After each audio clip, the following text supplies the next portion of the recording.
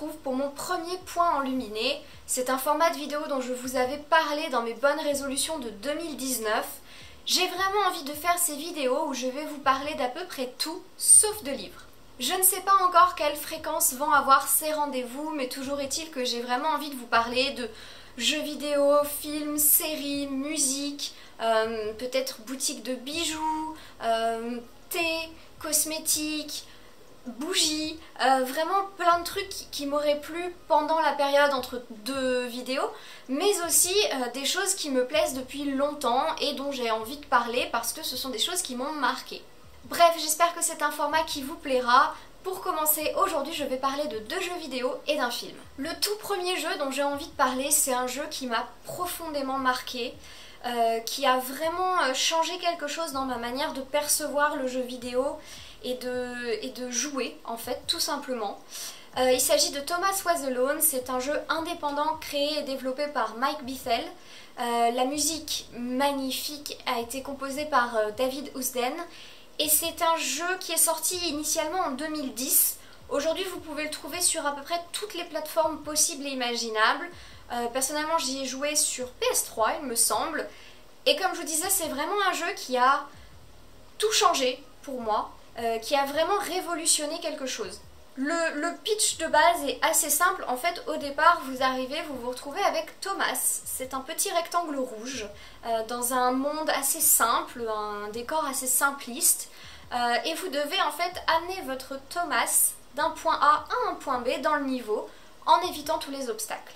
Tout le long et surtout dès le début, vous êtes suivi partout par un narrateur qui va énormément expliciter l'histoire, qui va venir raconter plein de choses et faire parler les différents personnages qui sont tous des petits quadrilatères, qui ont chacun leur personnalité, qui ont chacun leurs pouvoirs spéciaux, leur spécialité et qui vont permettre les uns les autres, en fait, ils vont s'aider pour réussir à aller d'un endroit à un autre en évitant tous les obstacles d'un niveau. C'est un jeu qui est d'une profondeur extraordinaire parce qu'en fait, ok, vous partez avec des petits quadrilatères et un narrateur qui commence par Thomas Was Alone, juste cette phrase-là, et qui va vous suivre ensuite tout le long de l'histoire pour vous la raconter, vous l'expliquer. Et il va parfois donner plein d'informations sur les émotions et les sentiments que ressentent chacun des quadrilatères. Ça va être des histoires d'amitié, des histoires d'amour, de trahison, d'espoir, de confiance. C'est incroyable en fait tout ce que ce jeu est capable de vous faire ressentir et à quel point il est capable de vous faire vous attacher à des petits carrés et des petits rectangles. Juste. Je joue depuis que je suis toute petite, mais là pour le coup, je trouve que ces derniers temps, plus ça va et plus on est dans une espèce de quête du toujours plus réaliste dans les jeux, surtout dans les jeux un peu blockbuster. Il faut que ce soit toujours plus réaliste, il faut que ce soit toujours les gestes, les mouvements, les décors, tout doit être comme si c'était un film. Et pour être honnête, c'est pas quelque chose qui m'intéresse outre mesure, je suis pas forcément à la recherche du réalisme dans un jeu, au contraire. J'aime bien quand c'est justement des graphismes qui sortent de l'ordinaire et qui sont vraiment différents d'habitude. Et là pour le coup, Thomas Was Alone m'a aidé à redéfinir en fait ma vision du jeu vidéo et ma manière de jouer en essayant de me raccrocher, si vous voulez, à des graphismes différents, à tout ce qui peut sortir de l'ordinaire. En plus de ça, je pense que c'était une des premières fois que j'étais confrontée à ce genre-là. Alors je ne l'ai pas dit d'ailleurs, c'est un jeu de plateforme puzzle. Je pense que c'est une des premières fois où j'ai été confrontée à ce genre de jeu. Et en fait, je pense que ce sont mes jeux préférés, c'est ce que je préfère. Tout ce qui est plateforme, puzzle, réflexion, c'est en général ce que je vais le plus aimer dans le jeu vidéo. Et donc là, en découvrant ce jeu-là qui était aussi simple que juste des formes en fait, tout le temps, parce que même les décors, tout est très simple, mais les couleurs sont belles, la musique vient énormément embellir les choses, vient énormément apporter de la beauté et une ambiance particulière à ce jeu. C'est pas un jeu très difficile. Vous avez des puzzles qui vont être un petit peu plus durs que d'autres, mais ça reste assez simple. C'est pas un jeu très long, mais vraiment, moi, il m'a passionné. Je l'ai trouvé délicat, je l'ai trouvé élégant, je l'ai trouvé beau, en fait, très beau. Et je suis pas la seule, hein, parce que c'est un jeu qui a gagné pas mal de prix, qui a été primé plusieurs fois. Donc vraiment c'est un jeu qui a fait son chemin. Aujourd'hui vous pouvez l'acheter sur à peu près n'importe quelle plateforme à un prix extrêmement raisonnable. Donc franchement moi je vous le conseille. Parce qu'il m'a tellement bouleversée. Enfin, peut-être que vous ça va rien vous faire, vous allez trouver ça moyen. Mais moi ça m'a vraiment bouleversée de voir à quel point on pouvait donner une telle profondeur à juste des petits quadrilatères. Et ça m'a vachement marqué. Le second jeu dont j'ai envie de parler, c'est en fait deux jeux puisqu'il s'agit de Unravel et sa suite Unravel 2. Ce sont des jeux suédois qui sont développés par Coldwood Interactive et édités par Electronic Arts. Là encore, on est dans des jeux de plateforme puzzle où en fait on incarne un petit personnage fait avec de la laine. Du coup on va se servir de la laine pour résoudre les puzzles puisqu'on va pouvoir lancer de la laine, on va pouvoir attacher des morceaux de laine. Bref, en fait on va vraiment cheminer à travers la nature. Les graphismes sont d'une beauté mais époustouflante et l'histoire est extrêmement touchante. Là encore pour moi c'est une sorte de petit jeu doudou parce que c'est très beau, la musique est sublime, elle est inspirée d'ailleurs d'une musique, enfin de la musique folklorique suédoise. Je ne me souviens plus qui sont les compositeurs, je crois qu'il y a une violoniste qui s'appelle Frida Johansson et il y a aussi une autre personne mais je ne me rappelle plus. Et surtout c'est des gens que je ne connais pas donc ça ne m'aide pas beaucoup. Et vraiment je trouve que cette musique au violon qui est extrêmement douce, extrêmement enveloppante, avec toute la tendresse du jeu, puisque c'est quand même souvent des histoires tristes, mais très tendres, où il y a beaucoup d'amour. En fait, chaque niveau, on va plonger dans des souvenirs. Chaque niveau va être dans un endroit différent. Parfois, ça va être la forêt. Parfois, ça va être la forêt pendant la pluie. Parfois, ça va être près d'une rivière, sur un chantier. Donc vraiment, il y a plein d'endroits différents qu'on va explorer pendant le jeu. Et à chaque fois, on va en retirer un souvenir. On va comprendre un petit peu plus l'histoire. Et ces souvenirs, on va les mettre dans un album pour reconstruire une histoire complète. Là je parle du premier évidemment, puisque le second est un tout petit peu différent, même si on a toujours cette notion de souvenir enfin cette histoire qui se déroule en fait au fur et à mesure des niveaux.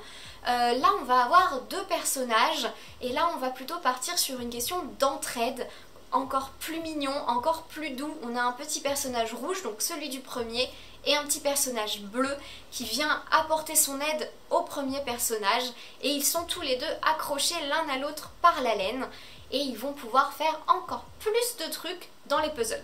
Je trouve que c'est top parce que du coup pour les puzzles dans le second opus on a pu quand même faire des nouvelles choses et trouver des nouveaux mécanismes en fait pour les puzzles et pour les petits moments de réflexion. Donc je trouve ça chouette parce que même si le jeu reste substantiellement très similaire, on a quand même une évolution, quelque chose qui est un petit peu différent et qui apporte quelque chose en plus. Mais je crois quand même, j'ai envie de dire que le premier j'ai préféré, mais je sais pas si c'est juste le fait de découvrir ou pas. Mais j'ai vraiment aimé le premier, j'ai trouvé tellement beau. Et puis la solitude de ce petit personnage aussi apportait quelque chose d'encore plus touchant, d'encore plus vraiment émotionnel en fait à l'histoire. C'est un jeu, franchement, il m'est arrivé d'avoir envie de pleurer devant parce que tout était tellement beau. Enfin, la musique, les graphismes, l'histoire, tout était tellement sublime et bien fait, bien pensé, que parfois j'avais juste envie de jouer, mais pour contempler.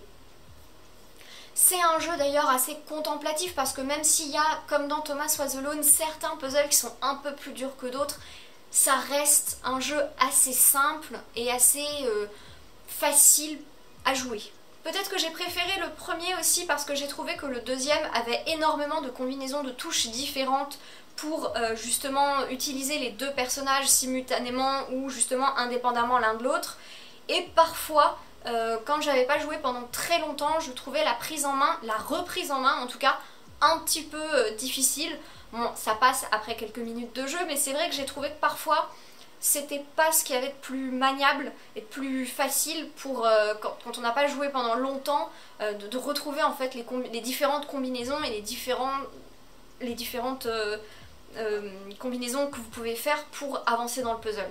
Donc du coup c'est peut-être ça aussi que je peux reprocher au deuxième opus, mais malgré tout ça reste vraiment des jeux qui m'ont énormément plu, qui m'ont profondément marqué, qui m'ont vraiment fait rêver.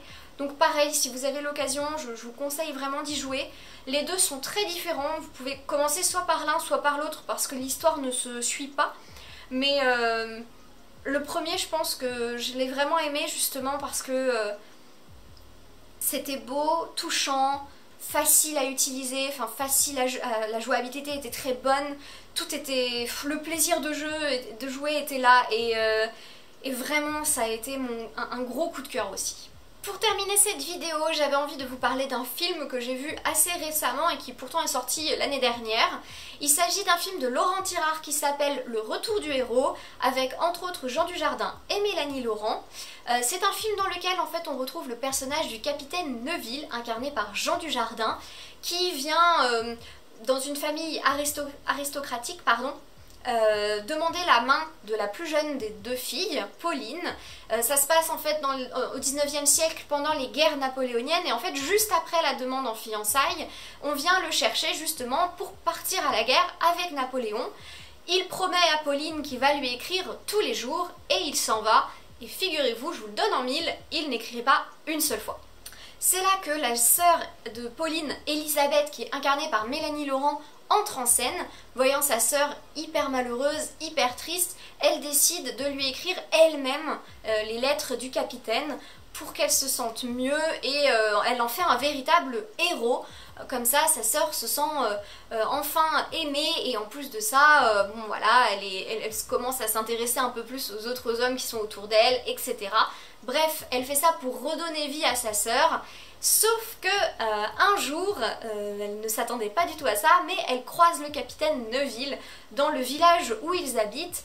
On dirait un mendiant, il est complètement plus du tout comme avant, enfin c'est vraiment un tout autre personnage. Et à partir de là, ça va complètement partir en cacahuète.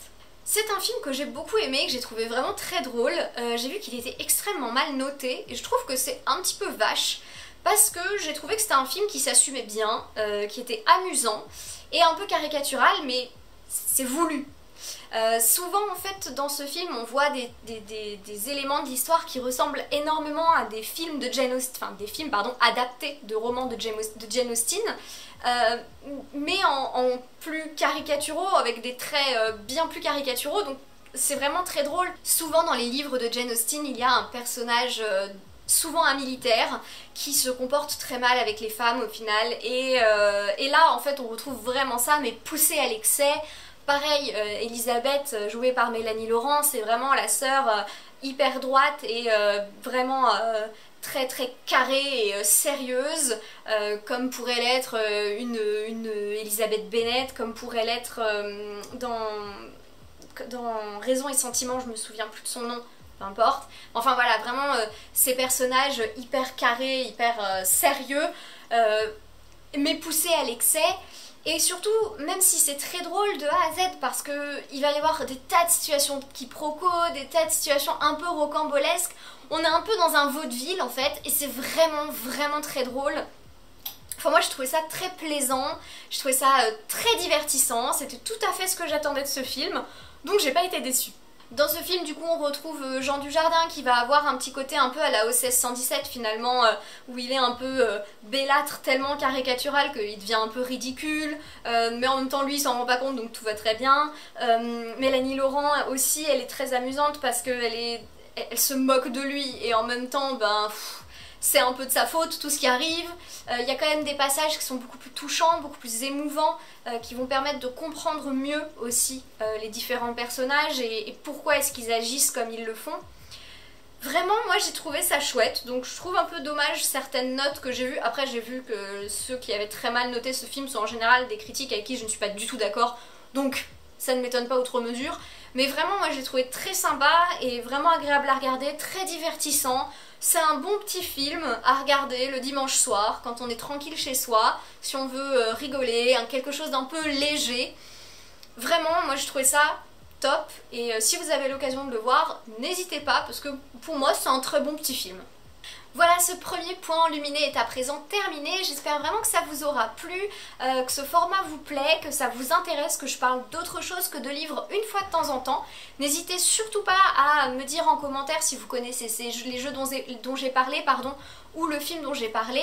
Je suis assez curieuse là-dessus. Et puis surtout, n'hésitez pas à me dire si vous aimez bien justement ce type de vidéo, ce format-là. Et voilà. Sur ce, je vous souhaite une excellente semaine et je vous dis à très bientôt.